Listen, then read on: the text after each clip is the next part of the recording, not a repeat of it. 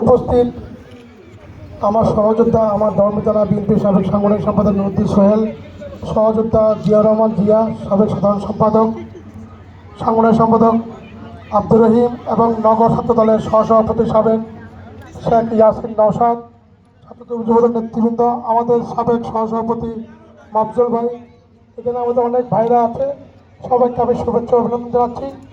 আজকে যে cricket tournament, এই ক্রিকেট টুর্নামেন্টের যে ফাইনাল খেলা, আমি আশা করব যারা বিজয়ী হবে এবং যারা রানার হবে, বিজয়ী এবং রানার্স আপ দলকে আমি অগ্রিম শুভেচ্ছা জানাচ্ছি।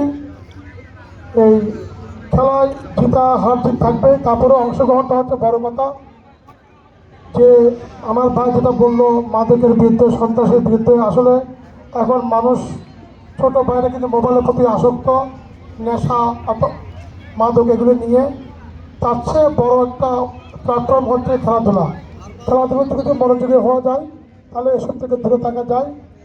যেটা আমাদের আমির খসরু মাহমুদ চৌধুরী এবং ইসলামিক খসরু বলেছেন, যদি আগামীতে বিএনপি গভর্নমেন্ট ক্ষমতায় আসে, চেষ্টা করবে মানে ওনার আসনে যে পর্যাপ্ত পরিমাণ খেলার মাঠ সৃষ্টি করার জন্য।